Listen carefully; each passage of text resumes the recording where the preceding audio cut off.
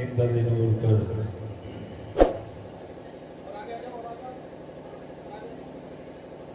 بیٹھے ہوئے مداحان رسول ائمہ مساجد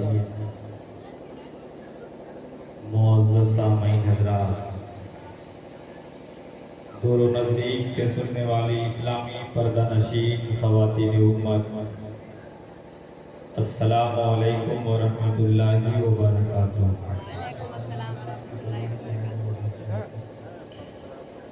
الحمدللہ رب العالمین والعاقبۃ للمتقین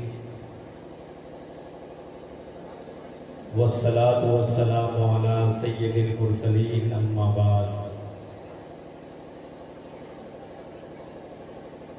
فاعوذ باللہ من الشیطان الرجیم، بسم اللہ الرحمن الرحیم۔ لقد من اللہ علی المؤمنین اذ بعث فیہم رسولا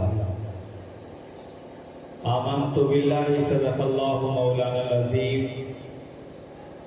وبلغنا رسولہ النبی الامین المتین الکریم ونحن علی ذلک لمن الشاہدین والشاکرین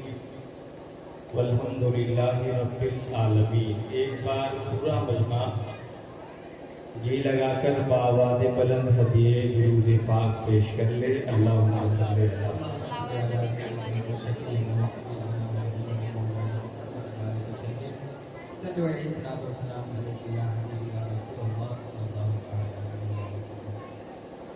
حضرات محترم،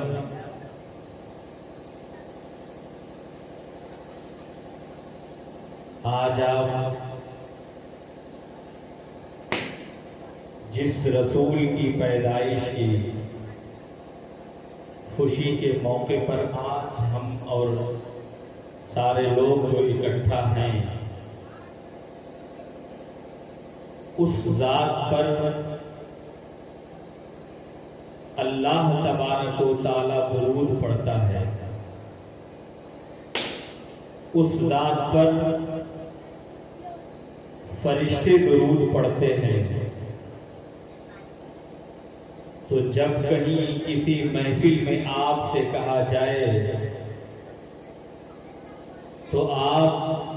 پورے دھیان اور پوری دلچسپی کے ساتھ ہدیہ درود پاک پیش کیا کریں۔ جانتے ہیں اگر کوئی مومن مسلمان پوری زندگی میں ایک مرتبہ صدقے دل سے درود پڑھ لیتا ہے، آپ تھوڑی دیر دھیان ہماری طرف رکھیں گے، اگر کوئی مومن مسلمان پوری زندگی میں ایک مرتبہ درود شریف اللہ کے نبی کی بارگاہ میں پڑھتا ہے، اللہ تعالیٰ اس کے نام کا ایک فرشتہ پیدا کرتا ہے۔ اس کے لیے ایک فرشتہ اللہ پیدا کرتا ہے، اور وہ فرشتہ جب تک روئے زمین پر بندہ مومن زندہ رہتا ہے اس کے لیے مغفرت کی دعا کرتا ہے، اور جب وہ بندہ مومن جس نے اپنی زندگی میں ایک بار درود پڑھا ہے، جب وہ مر جاتا ہے، اس کا انتقال ہو جاتا ہے، تو پھر وہ فرشتہ ہوا میں اڑتا ہوا، آسمان کو پار کرتا ہوا، لامکاں سے اوپر جہاں پر اللہ اپنی شان کے مطابق جلوہ بار ہوتا ہے، وہ فرشتہ وہاں پر پہنچتا ہے، اور پہنچنے کے بعد کہتا ہے، اے اللہ، جس بندہ مومن کے لیے تو نے پیدا کیا تھا، آج تیرا وہ بندہ دنیا سے رخصت ہو گیا ہے، کوئی دوسرا کام، کوئی دوسری ذمہ داری ہمیں دے دی جائے۔ اللہ فرماتا ہے، نہیں، جس فرشتے کو ایک کام دے دیا جاتا ہے، زندگی میں دوسرا کام دوبارہ نہیں دیا جاتا ہے۔ بلکہ تو دوبارہ زمین پر اتر جا اور اس کے قبر کے پاس جا کر قبر کے پاؤں کی جانب جا کر کھڑا ہو جا، اور جب تک قیامت کا میدان نہ میں برپا کر دوں اس وقت تک اس کے لیے مغفرت کی دعا مانگتا رہا۔ اب آپ غور کیجئے، ایک مرتبہ درود پڑھنے کی فضیلت یہ ہے، اگر کوئی مومن مسلمان 100 مرتبہ درود پڑھتا ہو یا درود پڑھ کے بستر پہ جاتا ہو یا بستر پر لیٹ کر درود پڑھتا ہو، خدا کی قسم اللہ کا نبی فرماتا ہے کہ جو کثرت سے درود پڑھتا ہے کل قیامت کے دن میں اس کا بازو پکڑوں گا اور اپنے ساتھ جنت الفردوس کے اندر داخل ہو جاؤں گا۔ غور کرنے کا مقام ہے، جب بھی آپ سے کہا جائے درود پڑھنے کے لیے تو آپ درود ضرور پڑھیں۔ میری مائیں بہنیں بھی آئی ہوئی ہیں، وہ بھی غور سے سنیں۔ جب آپ آٹا سانتی ہو، جب آپ روٹیاں بناتی ہو، خدا کی قسم موبائل میں کوئی گانا استعمال آپ نہ کریں، بلکہ درود پڑھتی رہیں اور اپنا کام کچن میں کرتی رہیں، اس لیے کہ حضرت خواجہ قطب الدین بختیار کاکی جس وقت پیدا ہوئے تو آپ 17 پارے کے حافظ قرآن پیدا ہوئے۔ سوال کیا گیا کہ آپ سے سوال کیا گیا کہ آپ 17 پارے کے حافظ کیسے پیدا ہوئے؟ فرماتے ہیں میری ماں 17 پارے کی حافظ قرآن تھی، جب کوئی کام شروع کرتی تھی پہلے 17 پارہ تلاوت کر لیتی تھی، پھر اپنا کام شروع کرتی تھی۔ میں ماں کے شکم کے اندر 17 پارے کا حافظ بن گیا۔ اس لیے جب بھی درود کہا جائے آپ سے پڑھنے کے لیے تو آپ درود ضرور پڑھیں، لیکن جب تنہائی میں رہیں، جب کوئی کام کرتے رہیں، ایک وظیفہ اپنی زندگی میں آپ مقرر کر لیں کہ ہم پوری زندگی میں نہیں بلکہ روزانہ 50 مرتبہ درود پڑھتے رہیں گے۔ سب سے چھوٹا درود کیا ہے؟ صلی اللہ علیہ وسلم۔ اگر آپ نے کہہ دیا آپ کے نامہ اعمال میں 10 نیکیاں لکھ دی جائیں گی۔ اگر آپ نے 10 مرتبہ درود پڑھ لیا 100 نیکیاں آپ کے نامہ اعمال میں لکھ دی جائیں گی، اور اگر آپ نے 100 مرتبہ پڑھ دیا تو آپ کے پیشانی کے درمیان یہ لکھ دیا جاتا ہے یہ بندہ جہنم اور نفاق کی آگ سے بری کر دیا گیا۔ ایک بار جی لگا کر باواز بلند ہدیے درود پاک پیش کر لیں۔ اللہم صلی علی سیدنا و سندنا شفیعنا نبینا مولانا محمد معدن الجود والکرم وآلہ وبارک وسلم صلو علیہ صلاۃ و سلام علیک یا رسول اللہ صلی اللہ تعالی علیہ وسلم۔ شاعر کہتا ہے کہ بسط انداز یکتائی بغایت شان زیبائی، بسط انداز یکتائی بغایت شان زیبائی، امی بن کر امانت آمنہ کے گود میں آئی، اور کسی شے کی تمنا ہی نہیں ہم کو زمانے میں، کسی شے کی تمنا ہی نہیں ہم کو زمانے میں، مدینہ لکھ دیا جائے ہمارے آبودانے میں، اور ہرا کے غار سے شمع نبوت کی کرن پھوٹی، ہرا کے غار سے شمع نبوت کی کرن پھوٹی، اجالا ہی اجالا ہو گیا ہر سو زمانے میں، اجالا ہی اجالا ہو گیا ہر سو زمانے میں۔ ایک دوسرا شاعر کہتا ہے کہ روز اول ہی سے ہے تن من رسول اللہ کا، میرا سب کچھ کلمہ احسن رسول اللہ کا، اور بحر رحمت میں مچلتی نور کی موجوں کو دیکھ، آمنہ کی گود میں بچپن رسول اللہ کا، آمنہ کی گود میں بچپن رسول اللہ کا۔ حضرات گرامی، موسم بھی اچھا نہیں ہے، موسم سازگار نہیں ہے، اپنے موضوع سے تھوڑی دیر گفتگو کرنا چاہتا ہوں۔ آپ براہ راست موضوع کی طرف آ جائیں۔ اللہ تبارک و تعالیٰ نے 12 ربیع الاول سوموار کے دن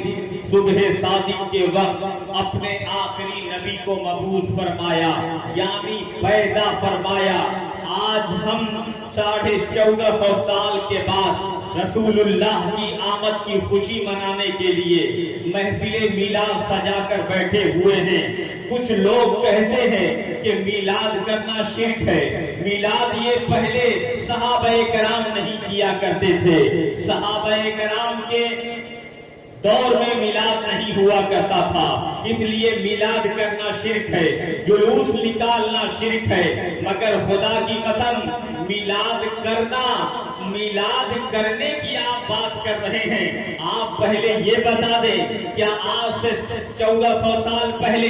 اس طرح کی مسجد بنی تھی؟ مسجد میں پتھر لگے ہوئے تھے؟ کیا آپ کے جو مسجد کی چھت ہے، چھت RCC ڈھلیا تھی؟ آپ کا جواب ہوگا نہیں۔ ایسا مائک کا انتظام تھا؟ آپ کا جواب ہوگا نہیں۔ اگر آپ جب شرک کی بات کریں گے تو ہر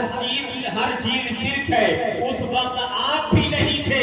آپ بھی شرک ہو گئے۔ آپ کے باپ دادا بھی نہیں تھے تو وہ بھی شرک ہو گئے۔ مگر خدا کی قسم میں پورے چیلنج کے ساتھ کہتا ہوں، خدا کی قسم مسلم شریف کی حدیث ہے، اور اسی حدیث کو حضرت بہیجی نے شعب الایمان کے اندر نقل فرمایا ہے۔ فرماتے ہیں کہ کچھ صحابہ مسجد نبوی کے اندر بیٹھے ہوئے تھے، اللہ کے نبی کا گزر ہوتا ہے تو آپ کیا دیکھ رہے ہیں کہ صحابہ بیٹھے ہوئے ہیں۔ آپ اپنے صحابہ سے سوال کرتے ہیں، بتاؤ کہ تم یہاں پر کس لیے بیٹھے ہو؟ یہ اجلاس، یہ جلسہ سجا کر کس لیے بیٹھے ہو؟ صحابہ جواب دیتے ہیں، ہم اللہ کا ذکر کر رہے ہیں، ہم اللہ کی تعریف کر رہے ہیں، اور ہم اللہ کے نبی یعنی آپ کی جو آمد ہوئی ہے اس آمد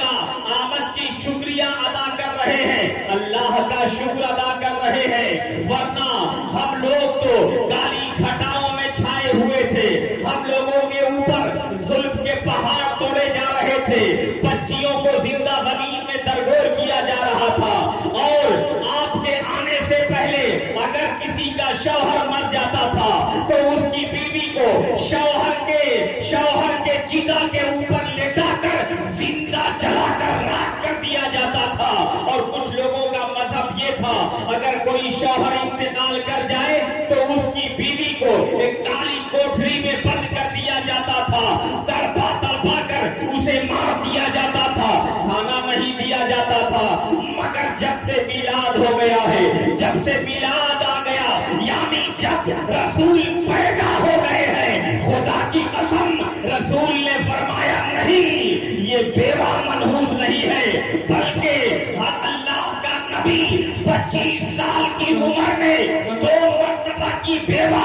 حضرت خدیجہ جن کی عمر 40 سال تھی، پہلا نکاح فرمایا، گلے لگا کر بیوہ کو فرمایا، سنو بیوہ منحوس نہیں ہے بلکہ اللہ کی رحمت ہے، اس لیے بیوہ کو منحوس نہ سمجھا کرو۔ نعرہ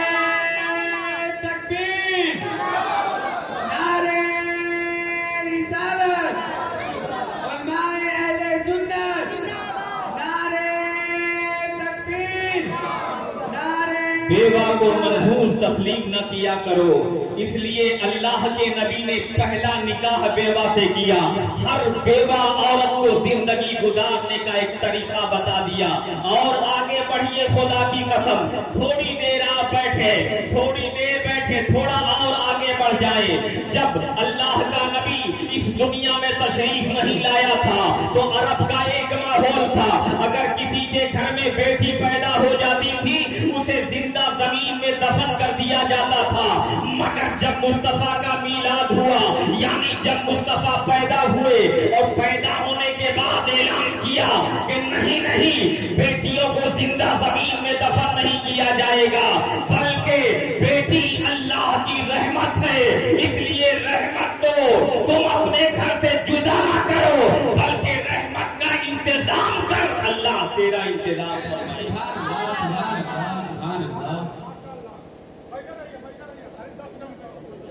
اللہ تبارک و تعالیٰ کے مقدس نبی فرماتے ہیں کہ ہم لوگ بیٹھے ہوئے تھے اور وہ صحابہ جو فرما رہے ہیں کہ ہم اللہ کی تعریف کر رہے تھے، اللہ کی حمد بیان کر رہے تھے، اللہ کی تعریف و توصیف بیان کر رہے تھے اور آپ کی آمد کا تذکرہ بیان کر رہے تھے، اللہ کا شکریہ اس بات پہ ادا کر رہے تھے۔ طرف جاؤ مسلمانوں، پیغمبر اسلام فرماتے ہیں ابھی ابھی جبریل زمین پر اترے اور انہوں نے فرمایا ہے کہ جو تمہارے امتی مسجد نبوی کے اندر بیٹھ کر تیری محفل سجائے ہیں، ان کو انعام سنا دو کہ میں فرشتوں کے سامنے فخر محسوس کر رہا ہوں، اور جو قیامت تک ایسی محفل سجائے گا اللہ ان پر فخر محسوس کرتا نظر آئے گا۔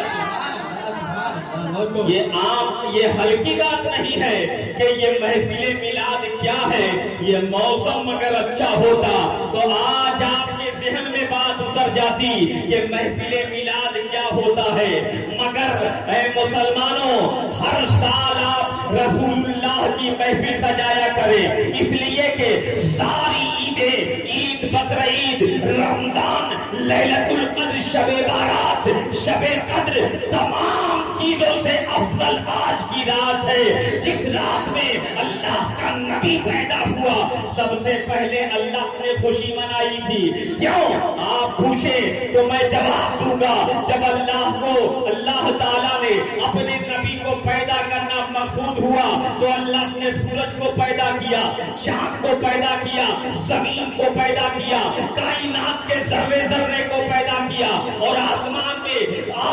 میں تارے کے گمگمے لگا دیے اور فرمایا اس لیے میں سجا رہا ہوں، اس لیے میں سجا رہا ہوں، اس لیے کہ سب کے بعد میں ایک آخری نبی آئے گا اور وہ ایسا لاجواب نبی ہوگا کہ وہ غریب کے ساتھ بھی ہوگا، امیر کے ساتھ بھی ہوگا، جو اس کا کلمہ پڑھے گا وہ جنت کے اندر داخل کر دیا جائے گا، وہ جنت الفردوس میں ڈالا جائے گا۔ ایک واقعہ سماعت کر لیں، تھوڑا 5 منٹ اور بیٹھ جائیں، اس کے بعد میں اپنی تقریر کو ختم کر رہا ہوں۔ حضرت دہیہ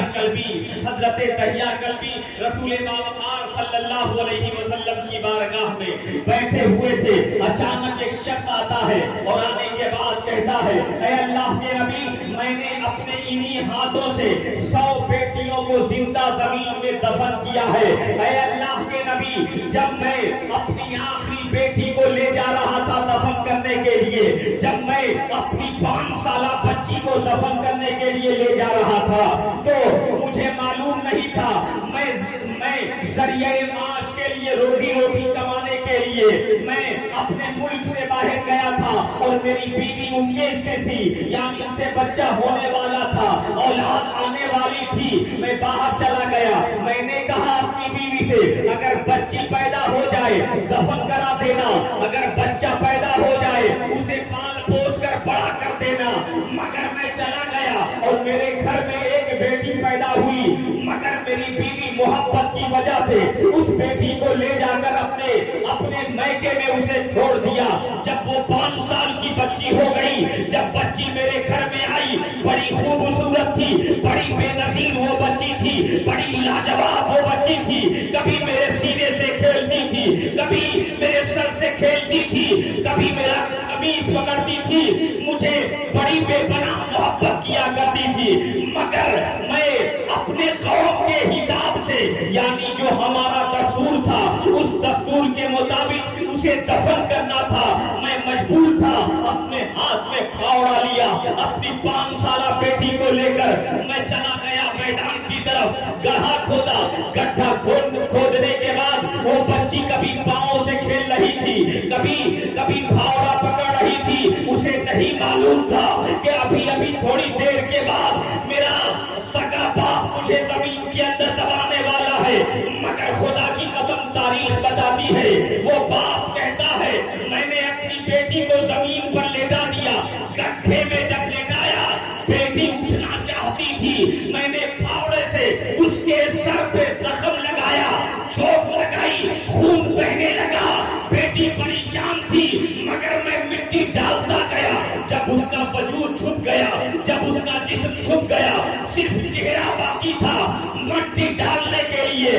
چہرے پہ مٹی ڈالنے لگا تو میری بیٹی یہی پکار کر کہہ رہی تھی، اے میرے باپ یہ کیا کر رہے ہو؟ جب آخری بار مٹی ڈال رہا تھا تو میری 5 سال کی بیٹی نے کہا تھا، اے اللہ اپنا رحمت للعالمین نبی کب بھیجے گا؟ یہ کب تک بیٹیوں کو زندہ زمین میں دبایا جائے گا؟ حاطب قیبی سے آواز آئی، اے مصطفیٰ چلا جا مکہ کی سرزمین پر، اب تیری ضرورت ہے۔ جب تم مکہ میں جائے گا، خدا کی قسم جب مکہ میں جائے گا بچیوں کو زندہ درگور کیا جانا بند کر دیا جائے گا، یتیموں کو ستانا بند کر دیا جائے گا، بیواؤں کو مارنا بند کر دیا جائے گا، غریبوں کا مال لوٹنا چھوڑ دیا جائے گا۔ اے مصطفیٰ جا، اور جانے کے بعد لوگوں کو جا کر زندگی گزارنے کا طریقہ اور طریقہ بتا دے، تاکہ قیامت تک جو تیرے طریقے پر رہے گا وہ جنت کے اندر داخل کر دیا جائے۔ تکبیر، نعرہ رسالت، علماء اہل سنت، سرکار کی آمد، دلدار کی آمد، نعرہ تکبیر، نعرہ رسالت۔ وہ انسان عرض کرتا ہے جب میں اپنی بیٹی کو یا رسول اللہ جب اس کے چہرے پہ مٹی ڈالنے لگا تو اس نے یہی کہا تھا، رحمت للعالمین اپنا آخری نبی کب بھیجے گا؟ خدا کی قسم میں پیغمبر اسلام جب میں نے یہ جملہ سنا، میں صبح میں نکل رہا تھا تو آپ کے ایک صحابی ایک آیت پڑھ رہے تھے، وَمَا أَرْسَلْنَاكَ إِلَّا رَحْمَةً لِلْعَالَمِينَ۔ جب رحمت للعالمین آپ کے اس صحابی سے میں نے سنا تو میں نے کہا یہی تو رحمت للعالمین آج سے کچھ سال پہلے میری بیٹی دفن ہونے سے پہلے کہہ رہی تھی، یا رسول اللہ خدا کی قسم دنیا کل بھی فرماتے ہیں میرے نبی اپنے چادر کے پلو سے اپنے آنکھ کو صاف کر رہے تھے، بار بار رو رہے تھے، بار بار آنکھ کو صاف کر رہے تھے، اور فرماتے ہیں تیری ہمت کہاں سے آئی، حوصلہ کیسے آ گیا کہ تو 5 سال کی بچی کو زمین کے اندر دبا دیا؟ اس نے کہا مجھے نہیں معلوم، آپ یہ بتائیں اگر میں آپ کا کلمہ پڑھ لوں تو کیا میری گناہ کو اللہ معاف فرمائے گا؟ پیغمبر اسلام فرماتے ہیں پڑھ کلمہ لا الہ الا اللہ محمد رسول اللہ، جب تو میرا کلمہ پڑھ لے گا اللہ تیری پچھلی ساری خطاؤں پر معافی کے قلم کو پھیر دے گا، معافی کے قلم کو پھیر دے گا۔ اور اللہ رب العزت نے معافی کے قلم کو پھیر دیا۔ جب انسان گناہوں میں منہمک رہتا ہے اللہ تعالیٰ قرآن کے اندر فرماتا ہے جیسے آپ نے شراب پی لیا، آپ نے زنا کر دیا یا آپ نے کوئی بڑے گناہ کر دیے، اگر آپ سچی توبہ کر لیں، استغفر اللہ ربی من کل ذنب واتوب الیہ، اگر صدقے دل سے کوئی گناہ کر کے، یا اگر آپ نے اپنے بوڑھے ماں باپ کو ستایا ہے، آپ نے دھکے دے کر باہر نکال دیا ہے، آپ اپنے ماں باپ سے ناراض رہتے ہیں، آپ کے ماں باپ آپ سے ناراض رہتے ہیں، آج تو گھر گھر کا یہ معاملہ ہو گیا ہے کہ اگر نوجوان ہو گیا بیٹا، اگر سروس پا گیا بیٹا، کوئی بڑی تجارت میں لگ گیا بیٹا، اگر اس کا نکاح ہو گیا، شادی ہو گئی، تو بیوی کے آنے کے بعد اس کا مزاج بوڑھے باپ سے بدل جاتا ہے، مگر حدیث کے اندر آتا ہے کہ اگر کوئی ایک گلاس اپنے بوڑھے باپ کو پانی پلاتا ہے قیامت کے دن اللہ اس کو 70 گلاس کوثر کا پانی پلائے گا۔ اگر کوئی اپنے بوڑھے باپ کو ایک گلاس پانی پلاتا ہے اللہ قیامت کے دن اسے 70 گلاس کوثر کا عطا فرمائے گا۔ اتنی بڑی دولت، اتنی بڑی نوازش کسی اور کے دامن سے نہیں مل سکتی ہے۔ اور حدیث کے اندر آتا ہے اگر ماں باپ ناراض ہے اللہ ناراض ہے، اگر ماں باپ راضی ہے تو اللہ راضی ہے۔ اگر آپ چاہیں کہ ماں باپ کو تکلیف دے کر ہم نماز پہ نماز کو پڑھتے رہیں، حج پہ حج کو کرتے رہیں، کبھی اللہ آپ کے نماز روزے کو قبول نہیں نہیں کر سکتا ہے، کبھی آپ کے حج کو اللہ قبول نہیں کر سکتا ہے، اس لیے کہ اپنے وقت کا بہت بڑا عابد و زاہد جس کا نام عدی بن ہارون تھا، 40 مرتبہ اس نے حج بیت اللہ کو گیا، وہ 40 مرتبہ حج کیا، اور جب 40ویں مرتبہ حج کو گیا اور 40 سال تک مسلسل رمضان نہیں 12 ماہ وہ روزہ رکھتا تھا، رات میں نفل نماز پڑھتا تھا۔ کسی سے سوال کیا گیا عدی بن ہارون کیسا آدمی ہے؟ لوگوں نے کہا وہ تو چلتا پھرتا اللہ کا ولی ہے، بڑا عبادت گزار ہے، بڑا متقی ہے، بڑا پرہیزگار ہے، وہ اللہ کی عبادت کرتا ہے، مگر کوئی نہیں جانتا تھا